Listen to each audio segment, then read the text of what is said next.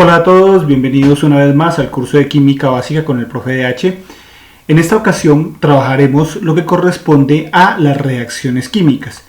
El día de hoy apuntaremos a conocer los diferentes tipos de reacciones químicas que existen. Bueno, partiremos de qué es una reacción química, los diferentes tipos de reacciones químicas que existen y también hablaremos de lo que corresponde a las ecuaciones químicas y los diferentes símbolos que se utilizan en las ecuaciones químicas para representar dichas reacciones. Así que bienvenidos y vamos a arrancar.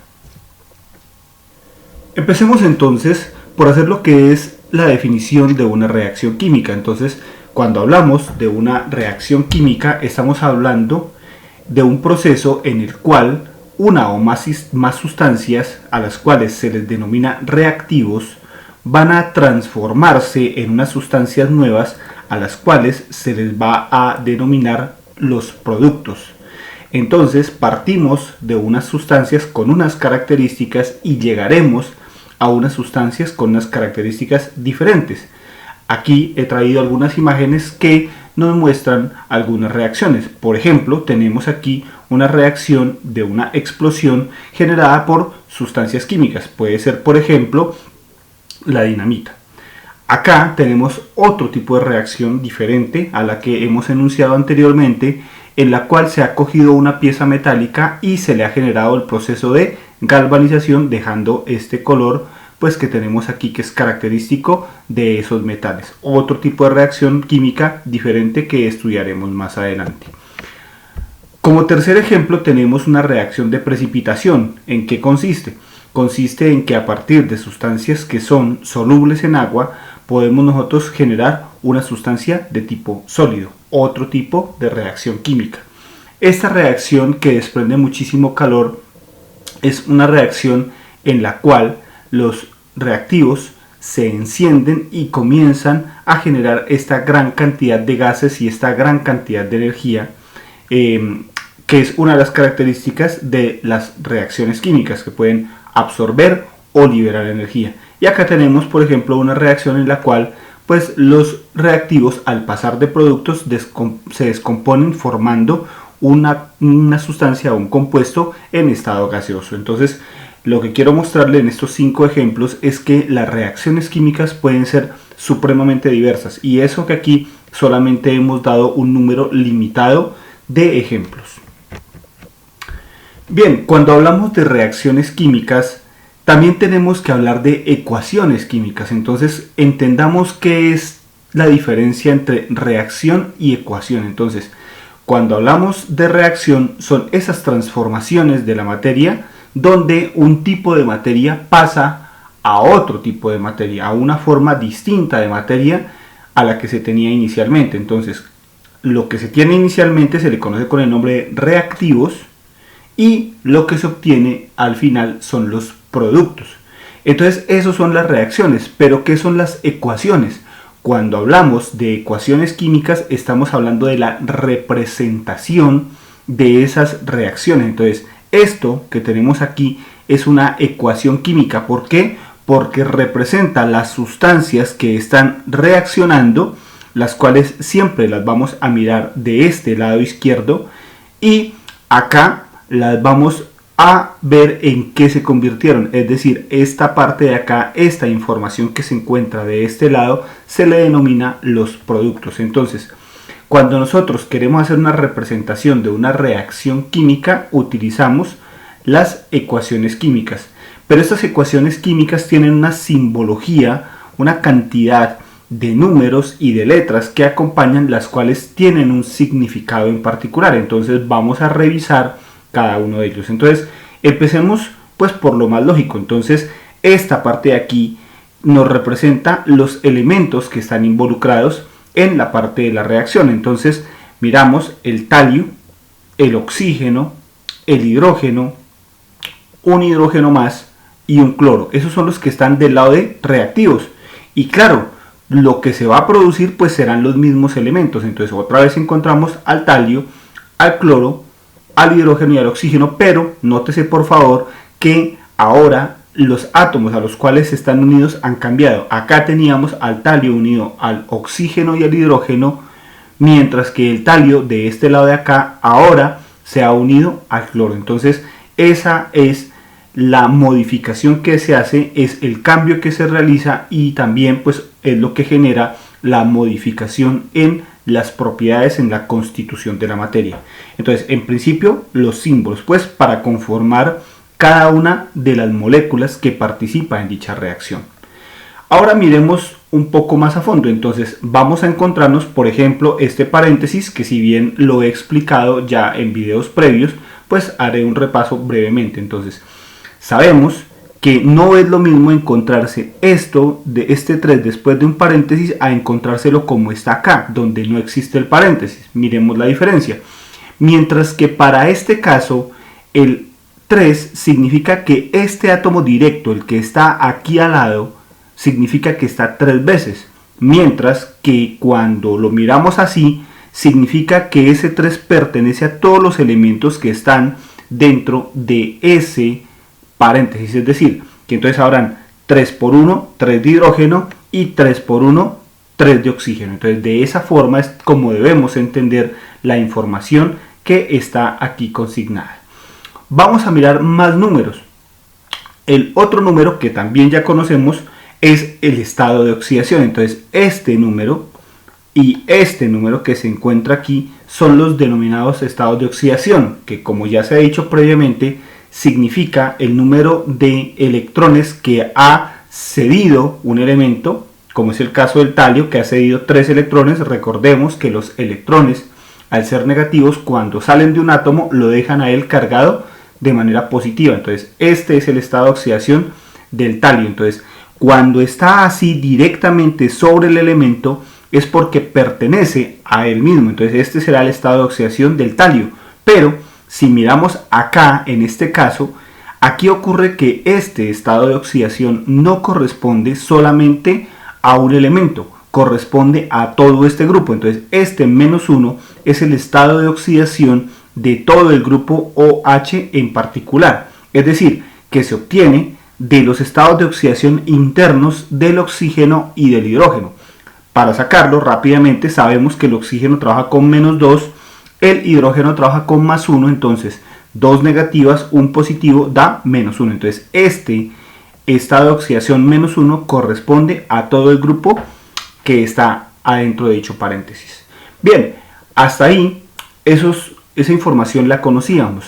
Lo que puede resultarnos nuevo es este número que se encuentra solamente en algunas de las moléculas. Por ejemplo, en esta molécula de ácido clorhídrico encontramos que hay un número 3. Ese número 3 se le conoce con el nombre de coeficiente estequiométrico. Y note por favor que existe solamente en unas de las especies químicas. Entonces está aquí, pero acá no lo tenemos. Está aquí, pero acá no lo tenemos, mientras que aquí sí existe. Entonces ese coeficiente estequiométrico, ¿qué es lo que significa? Es el número de veces que se encuentra una molécula. Cuando aquí no miramos nada, significa que hay un número 1. Eso quiere decir que ese 1 indica que esta molécula participa con una unidad, ¿sí? Participa con una unidad, mientras que esta de acá participa con 3 unidades. Entonces diríamos entonces que una molécula de este hidróxido de talio 3 necesita de 3 moléculas de este ácido clorhídrico para poder reaccionar.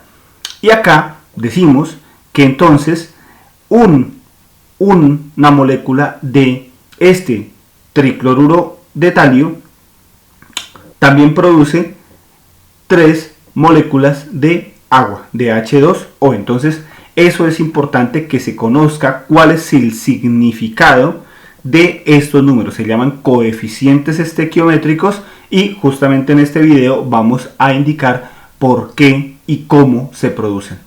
Entonces, si nosotros queremos leer esta ecuación química, diríamos así. Entonces, una molécula de hidróxido de talio 3 más 3 moléculas de ácido clorhídrico. Cuando veamos esta línea, esta flecha más bien unidireccional, diremos producen o produce una molécula de tricloruro de talio más 3 moléculas de agua. Entonces esa es la forma, esa es la información, pues en principio más básica que podemos observar y obtener de lo que es una ecuación química, pero pues obviamente existe más información. Revisemos un poco más despacio cómo podemos nosotros leer esa información. Entonces hace un momento el ejemplo que yo daba lo tomaba en esta forma 1, entonces nótese por favor que yo en todos los casos hablé de moléculas. Entonces decía una molécula de este compuesto reacciona, ojo, digo reacciona, ¿por qué? Porque está del lado de reactivos, entonces estoy involucrando las sustancias que están del lado de reactivos. Entonces digo, una molécula de hidróxido de talio 3 reacciona con 3 moléculas de ácido clorhídrico para producir o producen, que es lo mismo, una molécula de tricloruro de talio más 3 moléculas de agua. Pero aquí estoy haciendo relaciones entre moléculas, pero no es la única forma en que se puede interpretar. De hecho, la más común es esta forma 2 que tengo acá. Cuando se trabaja en química, para manejar mejor las cantidades, no se habla en términos de moléculas, sino que se habla en términos de moles. ¿Eso qué quiere decir? Que se habla en términos de paquetes de 6.02 por 10 a la 23 átomos o moléculas. Entonces, ¿cómo lo decimos? Pues para no decir ese número tan grande, el número de Avogadro, pues sencillamente decimos que un mol, o sea, ese mismo 1 que habíamos dicho aquí de coeficiente estequiométrico, se lee un mol de trihidróxido de talio más 3 moles de ácido clorhídrico producen un mol de tricloruro de talio más 3 mol de agua. Entonces, como se pueden dar cuenta, lo podemos leer en términos de moléculas o lo podemos leer en términos de moles. ¿De qué nos vamos a pegar pues para utilizar el uno o el otro? Pues de lo que nos estén proponiendo en el trabajo a realizar. Bien, cuando nosotros miramos estas reacciones, o mejor, estas ecuaciones químicas que representan una reacción, tenemos que también conocer algo que se le conoce con el nombre de relaciones estequiométricas. Vamos a mirar qué es ese cuento de las relaciones estequiométricas. Entonces, relaciones, pues obviamente será algo que involucra a dos especies que sostienen eso, una relación, ¿listo? Y estequiometría es el cálculo que se hace, las mediciones que se hacen regularmente, mediciones en masa, ¿sí?, de la relación entre las especies participantes en lo que es una reacción química. Entonces, miremos cómo es este cuento de las relaciones estequiométricas. Entonces, las relaciones, como les dije, se plantean de dos en dos. Entonces, comencemos con la relación que existe entre los reactivos. Acuérdense, de este lado izquierdo de la flecha estamos hablando de los reactivos. Entonces decimos que una molécula de hidróxido de talio reacciona con 3 moléculas de ácido clorhídrico. Entonces esa es la relación de ellos, 1 a 3. Entonces una molécula de este compuesto reacciona con 3 de estas de acá. Es supremamente importante para todo lo que viene, el entendimiento de lo que viene, que tengamos esa claridad de esa relación. También, como dijimos anteriormente, se puede tomar en términos de moles. Entonces decimos que un mol de este compuesto reacciona con 3 mol de este otro compuesto. Entonces esa es la relación entre ellos, pero como se pueden dar cuenta en las flechas, pueden existir muchas relaciones. Esta flecha en verde nos muestra la relación entre el hidróxido de talio, que es un reactivo, y el tricloruro de talio, que es un producto. Entonces miremos cómo quedaría.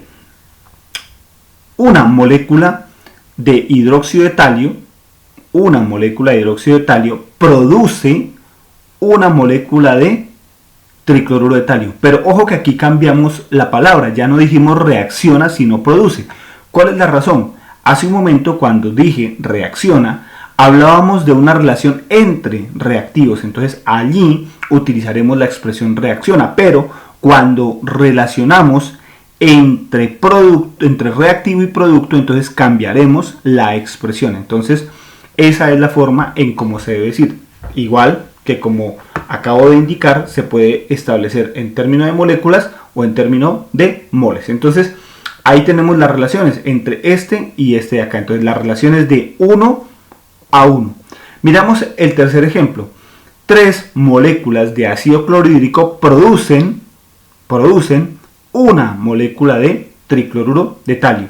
Podemos decirlo en moles. 3 mol de ácido clorhídrico producen 1 mol de tricloruro de talio.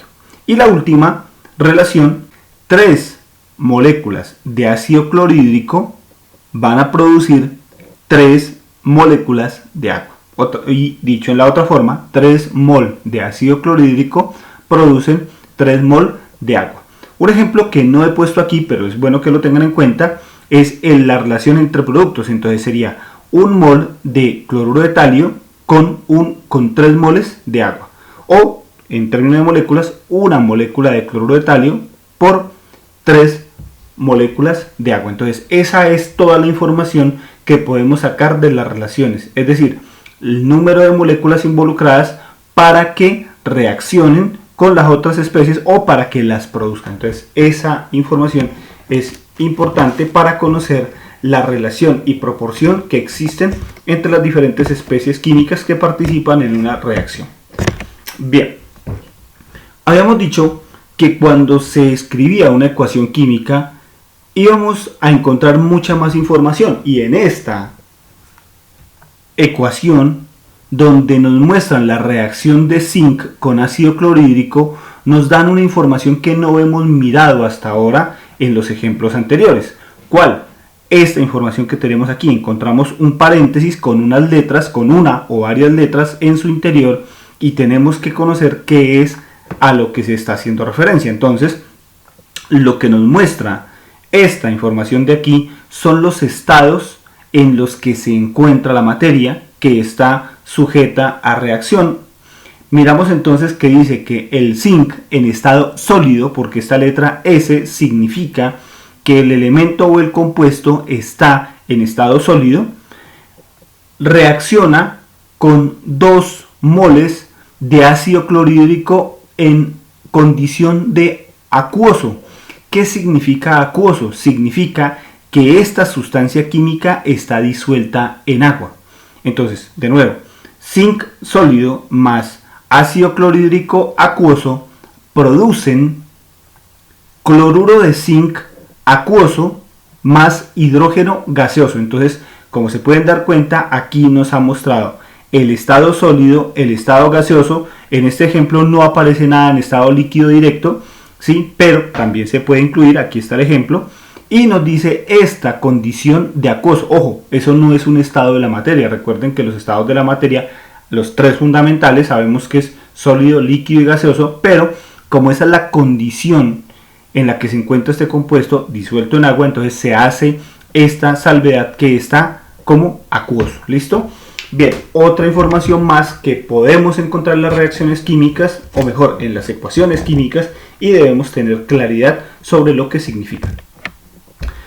Nos vamos a meter a los tipos de reacciones químicas. Entonces nosotros podemos encontrar una gran cantidad de clasificaciones, y esas clasificaciones van a depender de qué es lo que se quiere observar en cada una de ellas. Entonces podemos encontrar una diversidad en las clasificaciones. Entonces vamos a ver diferentes formas de clasificarla dependiendo a qué se quiere hacer referencia. Por ejemplo, en este caso 1 hablamos de una clasificación respecto al sentido en que procede la reacción. Entonces, ojo, hasta ahora hemos visto que estos reactivos llevan a unos productos, ¿sí?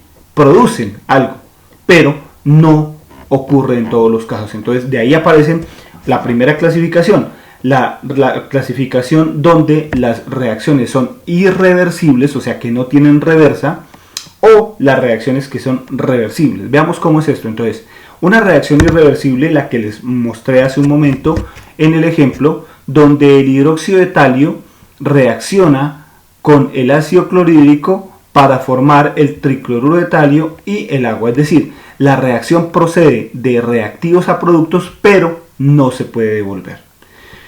Mientras que las reacciones reversibles, estas pueden proceder en ambos sentidos. ¿Cómo así? Entonces, Aquí no existe formalmente unos reactivos o unos productos. Aquí se parte de unas especies químicas las cuales se van a convertir en otras, pero estas tranquilamente pueden retornar a su condición inicial. Entonces miremos cómo es esto. El dióxido de carbono reacciona con el agua para formar ácido carbónico de fórmula H2CO3, pero esta sustancia química no es suficientemente estable, así que ella puede retornar a sus constituyentes iniciales, nuevamente a CO2 más agua. ¿De qué va a depender? Si se encuentran en esta forma o en esta otra, va a depender, por ejemplo, de la temperatura, de la presión, bueno, de diferentes factores que afectan las reacciones químicas. Entonces, cuando hablamos de una reacción que sea reversible, quiero que noten que esta flecha está en doble sentido. Bueno, en hecho son dos flechas, entonces nos están indicando que la reacción es de tipo reversible, que puede ir y volver, mientras que cuando la flecha es unidireccional, ahí estaremos indicando, estaremos mostrando que la reacción es de tipo irreversible. Avanzamos. Hay otra clasificación que nos va a dar una orientación de si la reacción, cuando ésta se lleva a cabo, cuando pasa de reactivos a productos, ella libera calor o absorbe calor. Entonces, cuando estamos hablando de esa clasificación de desprendimiento o de absorción de calor, hablamos de reacciones exotérmicas o endotérmicas. Entonces, el prefijo exo significa liberar, entonces térmico, calor. Entonces, reacciones exotérmicas, liberación de calor. Entonces, claro, como su nombre lo indica, entonces son reacciones que cuando se llevan a cabo van a tener un proceso de liberación de calor. Una reacción que muy seguramente se hace en su casa es cuando cogemos y encendemos el gas que se utiliza para cocinar. Entonces, ese compuesto que viene allí, que si es gas del que le denominan domiciliario, el que llega por redes, entonces es metano. Ese metano va a entrar en contacto con el oxígeno de la atmósfera y va a hacer una reacción que miraremos una clasificación más adelante que llama una reacción de combustión. Entonces, esa reacción de combustión produce dióxido de carbono más agua y adicionalmente produce calor. Entonces, justamente nosotros hacemos esta reacción no para obtener dióxido de carbono y más agua, porque no es lo que nos interesa. Nos interesa es la producción de calor, que es la que utilizamos pues generalmente para cocer nuestros alimentos o para calentar agua con otros propósitos, como por ejemplo el uso de la ducha. Bueno, entonces en síntesis, cuando hablamos de reacciones exotérmicas, entonces estamos hablando de reacciones que liberan calor cuando pasan de reactivos a productos. Miramos lo que es una reacción endotérmica, pues será el caso contrario en esta ocasión. Para que la reacción se dé, en vez de liberar calor, tienen que absorberlo. Entonces, por ejemplo, si nosotros cogemos al yodo en estado fundamental y lo ponemos a un chorro de hidrógeno gaseoso, entonces estos dos compuestos van a reaccionar, estos dos elementos van a reaccionar para formar un compuesto, pero notaremos que cuando este compuesto empiece a formarse, el sistema se enfría, entonces decimos que está absorbiendo calor, ¿sí? Cuando se absorbe calor, cuando la temperatura baja al darse la reacción, entonces decimos que es una reacción de tipo endotérmico. Hasta ahora entonces hemos hecho la clasificación dependiendo de si las reacciones son reversibles o no. La hemos hecho respecto a si generan o no generan calor, pero no son las únicas formas. De hecho, una de las clasificaciones más abundantes de las reacciones químicas es respecto a su clasificación, que tiene que ver con los procesos químicos que ocurren. Entonces, esa clasificación asociada a los procesos químicos que ocurren nos puede llevar a estos diferentes tipos de reacciones químicas. Entonces, hablaremos de reacciones de síntesis, de descomposición, de desplazamiento, de óxido-reducción y de neutralización o ácido-base. Estas son algunas, existen más, pero pues para los fines de este curso nos pondremos solamente a trabajar con ellas. Miremos rápidamente algunas reacciones de las que se acaban de mencionar. Reacciones de composición o síntesis. Miren que el nombre es más complicado de lo que realmente es. Entonces, cuando hablamos de composición o síntesis, estamos hablando de que dos elementos o dos moléculas se unen para formar una nueva. Vemos aquí, por ejemplo, que tenemos una especie A que representa cualquier elemento o compuesto y una B que, cuando estamos hablando de una reacción de síntesis, forma un compuesto AB. Ejemplos, tenemos aquí al cloro gaseoso que está solo, mírenlo, como cloro solito. Acá tenemos al hidrógeno gaseoso también solo, ¿sí? Pero en esa reacción de síntesis estos dos se van a unir. Esa unión nos va a dar como producto el HCl también gaseoso. Entonces se han unido los átomos de hidrógeno y cloro para constituir lo que es una reacción de composición o síntesis. Otro ejemplo, el carbono en estado sólido lo hacemos reaccionar con oxígeno, una reacción de combustión. Entonces aquí estos dos se van a unir para formar el CO2 gaseoso. Entonces también vemos que es una reacción de síntesis porque dos elementos por separado se han unido para formar una única molécula. Entonces ese es nuestro primer tipo de reacción, es una reacción de síntesis. Vamos un poco más allá, hablemos ahora de lo que son las reacciones de descomposición o disociación térmica.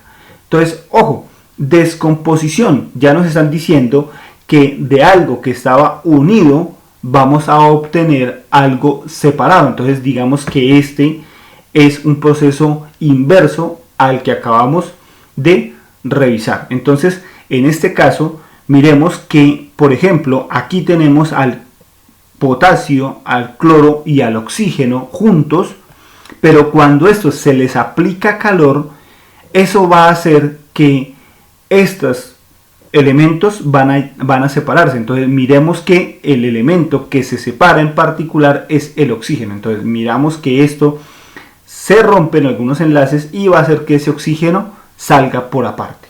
Otro ejemplo, el carbonato de calcio, cuando se le aplica calor se rompe la molécula y se forma óxido de calcio y se forma dióxido de carbono. Entonces ahí tenemos otra ruptura, otra reacción de descomposición. Se llama disociación térmica porque miren que es el calor el que genera que se rompa dicha molécula. Entonces es importante pues tenerlo en cuenta. Y por último tenemos el ejemplo de este nitrato de cobre que cuando se lo calienta se va a romper en óxido de nitrógeno, dióxido de nitrógeno, y se va a romper en oxígeno y en óxido de cobre. Entonces miremos que a partir de una única molécula hay una descomposición a tres moléculas distintas en esa reacción química. Entonces, segundo tipo, reacciones de descomposición, que son lo contrario pues a la que habíamos visto previamente de asociación. Continuamos. Ahora tenemos reacciones de sustitución o de desplazamiento. Entonces el nombre lo dice, sustitución. Sale uno, entra el otro. Entonces hay un intercambio, entonces hay un reemplazo entre las especies químicas. Entonces miramos aquí que está A con B y llega C a sustituirlo. Entonces este B va a ser sustituido por C. Entonces él entra y este de acá sale. Entonces queda las nuevas moléculas serán AC más B. Miremos un ejemplo con especies químicas. Entonces tenemos el ácido clorhídrico con el zinc. Este zinc va a desplazar al hidrógeno, ¿sí? Y se va a unir al cloro en los productos. Y el hidrógeno va a quedar por aparte. Entonces miramos que hay una reacción de sustitución o desplazamiento. Nótese por favor que aquí C era un elemento, pero también podríamos hacerlo con una molécula como se muestra acá. Entonces miramos que aquí las uniones son A con B y C con D. Entonces vamos a hacer un intercambio. Este C se va a unir a B y este A se va a unir a D. Entonces aquí tenemos una sustitución. ¿Cómo nos queda? CB más AD. Poniéndolo en moléculas, tenemos el ejemplo del NaCl, cloruro de sodio, con el sulfato de calcio. Entonces miramos que el sulfato se pega al sodio, ¿sí? Lo tenemos aquí. Y miramos que el cloro se pega al calcio. Entonces se forman dos especies químicas nuevas mediante una reacción de sustitución. Entonces tenemos reacciones donde se unen las moléculas, el primer ejemplo. Tenemos otro donde se separan las moléculas, ¿sí? El segundo ejemplo. Y ahora tenemos una en las que se sustituyen, se reemplazan unas especies químicas por otras. Bien, vamos a un tipo especial de reacciones que son las reacciones de óxido-reducción. En estas especies, o mejor, en estas reacciones hay una particularidad, y es que las especies químicas que participan tienen un cambio de estado en los números de oxidación. ¿Cómo es esto? Nosotros habremos visto algunas reacciones en las cuales los estados de oxidación con los que empiezan las moléculas son exactamente los mismos con las que acaban. Entonces esas reacciones no se las puede catalogar como reacciones de óxido-reducción, o también llamadas reacciones redox. Pero cuando hay un cambio en los estados de oxidación entre reactivos y productos, allí tendremos que hablar de las reacciones redox o de óxido-reducción. Miremos el caso de aquí. Miramos que al zinc en estado sólido lo acompaña un estado fundamental, es decir, 0. Pero si nosotros buscamos a este mismo zinc del otro lado, encontramos que este zinc ahora tiene carga más 2. Significa que este átomo ha regalado, ha cedido 2 electrones. Entonces cambió su estado de oxidación. Entonces estamos frente a una reacción de óxido-reducción. Miremos qué ocurre con las otras especies. Entonces tenemos al cobre, que en este lado de reactivos estaba como más 2 y acá se encuentra como 0. Entonces miremos que, a diferencia de lo que ocurrió con el zinc, que regaló electrones, el cobre los recibió. ¿Por qué? Porque estaba cargado positivo, y al recibir cargas negativas entonces pasó de más 2 a 0. Entonces en ese caso estamos hablando de una especie que también cambió de estado de oxidación, y por ende podemos clasificar a dicha reacción como una reacción de óxido-reducción. Entonces, en síntesis, estamos diciendo que una reacción de óxido-reducción es aquella en la que los estados de oxidación cambian. Siempre va a haber una especie que pierde electrones, como es el caso del zinc, que estaba en estado de oxidación 0, regaló 2 electrones, se cargó como más 2. Y siempre va a haber una que los gana los electrones, que es en este caso el cobre, que estaba con estado de oxidación más 2, al recibir los electrones se vuelve este elemento como cobre en estado elemental, entonces él gana los electrones. Entonces siempre es bueno tener en cuenta que hay reacciones de oxidación y reacciones de reducción. Miraremos esto un poco más detalladamente más adelante. Bien, cuando nosotros hablamos de ganar o perder electrones, puede que eso nos resulte un poco confuso. Entonces, para eso vamos a aplicar una regla. Entonces, miremos esta imagen que encontramos aquí. Entonces, cuando nosotros decimos que una reacción es de oxidación, notaremos que él está haciendo un aumento en el número del estado de oxidación. Entonces, miren que este que se está oxidando, el zinc, que estaba en 0, al perder esos electrones, miren que su número comienza a aumentar. Entonces pasó de 0 a más 2. Entonces él pierde electrones, pero su número aumenta. Miramos en el caso de acá del cobre, que es el proceso de reducción. Entonces aquí va a pasar lo contrario. Entonces en la reducción el número se va haciendo más pequeño. Como les digo a mis estudiantes, cuando se está hablando de reducción, el número tiende a reducirse, a disminuirse. Entonces, miremos, el estado de oxidación aquí era más 2. Y como se está reduciendo, está ganando electrones que son cargas negativas, entonces él comienza a bajar. Entonces baja 1, baja 2, entonces se está reduciendo el número. Entonces, como siempre en una reacción química debe haber una especie química que se oxide y otra que se reduzca, por ley tiene que haber una y una, entonces nosotros siempre buscamos la especie que está pasando de más positivo a más pequeño, ¿sí? Entonces marcamos esa reacción como reacción de reducción, ¿sí? Y la otra, como ya sabemos, debe ser necesariamente la reacción de oxidación. ¿Por qué tiene que ser así? Porque es que los electrones no pueden salir de la nada. Los electrones, como ya sabemos de temas anteriores, ellos pertenecen a un átomo y ellos se los prestan temporalmente. Es decir, los electrones no se pueden desaparecer por arte de magia. No. Este zinc cedió sus 2 electrones, pero siguen siendo de él. Por eso son cedidos, ¿sí? Cuando él vaya a formar una nueva especie química, él los recoge y se los lleva con él. O sea, allí están y no pueden aparecer ni desaparecer por arte de magia. Sencillamente son prestados temporalmente y luego tienen que reincorporarse al átomo del cual partieron. Entonces, este concepto de pronto no es tan fácil de entender, pues, pero ahí se ha dado una explicación que faciliten dicho entendimiento. Bien, el último tipo de reacción química que vamos a mirar respecto al proceso como tal de reacción de las especies que participan es el proceso de neutralización o reacciones ácido-base. Entonces, las reacciones ácido-base las generan especies químicas particulares, o sea, no son cualquiera, pues el nombre lo dice, es una reacción entre un ácido y una base. Recordemos que a los hidróxidos se les denomina bases. Entonces, en este caso tenemos al hidróxido de sodio con el ácido clorhídrico para formar una sal más agua. Esto ya lo habíamos mirado en nuestro video anterior que nos decía cómo se conformaban las sales. Entonces, ese hidróxido de sodio reacciona con el ácido en una relación de 1 mol con 1 mol para formar 1 mol de cloruro de sodio más 1 mol de agua. Bien, ¿por qué se le llaman reacciones de neutralización? Entonces, para eso tenemos que pegarnos de un concepto nuevo que se llama el pH. ¿Qué es el pH?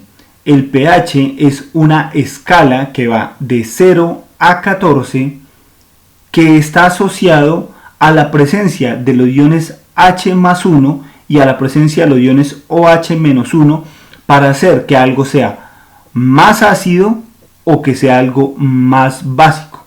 Para que nos hagamos nosotros una idea de esto, una idea inicial, una idea brusca, una idea gruesa de cuando hablamos del pH, pensemos en los ácidos como esas sustancias que se encuentran, por ejemplo, en los cítricos, que tienen ese sabor astringente que es muy característico de este tipo de alimentos. Entonces, nosotros podemos tener diferentes casos de ácidos, unos que van a ser mucho más fuertes que otros. ¿De qué va a depender? De la cantidad de este señor, de hidrógeno que haya. Entonces, entre más de este hidrógeno hay, más fuerte es el pH, más bajo es el pH y eso nos puede generar una quemadura. Por ejemplo, si nosotros nos echamos jugo de limón, pues en la mano muy seguramente no nos va a pasar nada porque su pH es de 2 y no es tan bajo.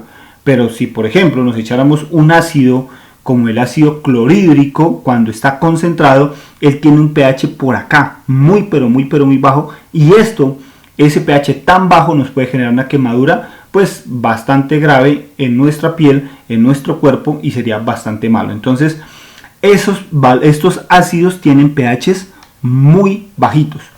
El caso contrario son los hidróxidos. Entonces, los hidróxidos tienen unas particularidades que son sustancias amargas, que son sustancias que al tacto son como babosas, son resbalosas. Entonces, la forma, digamos, más cercana con algo casero de un hidróxido podría ser la sustancia que se utiliza, la sustancia química que se utiliza para destapar los sanitarios, ¿sí? Bueno, que eso no lo toca a la gente regularmente, pero eso es un hidróxido. O algo de pronto que no es meramente un hidróxido, pero se parecen características en sabor y en textura, son los jabones en barra. Entonces, usted toca un jabón y el jabón usted lo siente resbaloso, y si algún día se le ha metido en la boca un trozo de jabón, pues lo habrá sentido amargo. Entonces, esos hidróxidos tienen la particularidad de que ellos son del otro lado de la escala, entonces tienen pHs altos, ¿sí? Que también a concentraciones muy altas también nos pueden generar quemaduras. Entonces, de esto no voy a hablar tanto en este video, porque hay un video en particular, el video de disoluciones, en el video de disoluciones se explica con mucho detenimiento lo que es el pH y también se explica pormenores de las reacciones de neutralización. Pero no he dicho por qué se llaman así. Entonces, hay pHs ácidos, hay pHs básicos o altos, ¿sí? Y hay pHs neutros. Entonces, ¿qué pasa cuando se hace reaccionar una sustancia que tiene un pH bajo, como el ácido clorhídrico, con una que tiene un pH alto, como el hidróxido de sodio? Entonces, entra en una competencia, como en una fuerza entre ellos, a ver cuál de los dos gana. Entonces, como son igual de fuertes, entonces al final el pH va a quedar cercano aquí, a la zona neutra. Entonces, como quedan cercano a la zona neutra, entonces decimos que es una reacción de neutralización. Entonces, de ahí viene el nombre de reacción de neutralización o reacción ácido-base. Insisto, este tema se va a tocar en lo que corresponde al capítulo de disoluciones, pues porque ahí es donde se entenderá por qué esto entra en medio acuoso y cómo es que participa cada una de esas especies químicas para poder obtener esa neutralización de la cual estamos hablando. Y también pues les explicaré que no siempre se llega a la neutralidad exacta como se propone aquí en este caso, pero es un tema a discutirlo en el capítulo de disoluciones. Bien, entonces con eso hemos conversado de los diferentes tipos de reacciones que existen. Entonces aquí, como siempre lo hago, vamos a poner un ejemplo que corresponde a lo que es la interpretación de una ecuación química. Entonces miren que aquí he puesto una ecuación química que involucra al fósforo en estado fundamental con el oxígeno en estado fundamental para reaccionar, para producir un pentóxido de difósforo y también para producir calor. Entonces comienzan a hacernos unos cuestionamientos. Dice, indique el estado de la materia para el fósforo, el oxígeno y el dióxido de carbono. Entonces nos está, el dióxido de fósforo es aquí, ¿no? El pentóxido de fósforo. Entonces vamos a mirar cuáles son los estados. Entonces el fósforo está en estado sólido, el oxígeno está en estado gaseoso y el pentóxido de difósforo está en estado sólido también. Entonces esos son los tres estados y esa información la colectamos de aquí. Dice, indique cuántos átomos de fósforo y oxígeno hay en el producto. Entonces, ¿cuántos átomos de fósforo y oxígeno hay en el producto? Entonces hay 5 átomos de oxígeno y hay 2 átomos de fósforo. Establezca todas las relaciones estequiométricas. Entonces, como sabemos, este con este, este con este, este con este. Entonces, para eso, nosotros tendríamos que entrar a colocar los coeficientes estequiométricos que corresponden a aquí, en estos espacios. Entonces, tendríamos que pasar primero por colocar dichos números y nosotros poder establecer dichas relaciones estequiométricas. En este caso, pues no lo podríamos hacer porque no se ha hecho el ajuste. Tendríamos que primero aplicar la ley de la conservación de la materia, que es justamente lo que voy a explicar ahora, conforme salga de este ejercicio. Así que nos quedaría en pendiente esto de las relaciones estequiométricas para que lo retomen posteriormente y hagan ese punto número 3. Dice, establezca si el tipo de reacción es reversible o irreversible. ¿Y qué significa esto? Entonces, miramos que la flecha nos está indicando que la reacción es irreversible, es decir, que los reactivos se transforman en productos y así se quedan.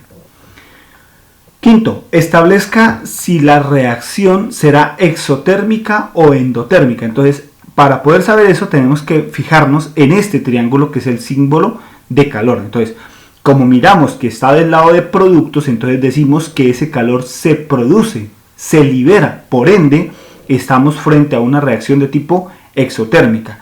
Si hubiésemos tenido este símbolo del lado de acá, entonces nos estaría diciendo que la reacción absorbería calor, es decir, sería endotérmica. Para este caso es una reacción de tipo exotérmico. Clasifique la reacción según su proceso químico. Entonces, ojo, esta reacción se le puede denominar una reacción de combustión, ¿sí? Pero a su vez también es una reacción de óxido-reducción. Entonces, ¿cuándo es una reacción de combustión? Es una reacción de combustión cuando algo se está quemando en presencia de oxígeno, ¿listo? Entonces, si nosotros miramos, también es una reacción donde hay una síntesis, donde los compuestos se están fusionando entre ellos. Entonces este fósforo que estaba por aparte se unió a este oxígeno, entonces aquí estamos hablando de una reacción de combinación, ¿listo? De síntesis entre ellos. Dice, indique si la reacción puede considerarse como una reacción de óxido-reducción. Para eso sabemos que tenemos que mirar si estos estados de oxidación cambiaron de reactivos a productos. Como se pueden dar cuenta, el fósforo que estaba en estado de oxidación 0 pasó a +5, sí cambió, y el oxígeno que estaba en 0 pasó a -2, también cambió. El fósforo se ha oxidado y el oxígeno se ha reducido, por ende sí es una reacción de óxido-reducción o redox. Última, indique si la reacción se puede catalogar como ácido-base. Dijimos que para que fuera ácido-base debía participar un hidróxido y un ácido, y no está ni lo uno ni lo otro, por ende podemos decir que la reacción no es una reacción de tipo ácido-base. Bien, y entonces con esto hemos terminado nuestro trabajo del día de hoy. Vamos a comentar que el próximo tema que se va a abordar en este curso es el que corresponde a la ley de la conservación de la materia, y allí obviamente incluiremos lo que es el balanceo de las ecuaciones por el método del tanteo y también por el método de óxido-reducción.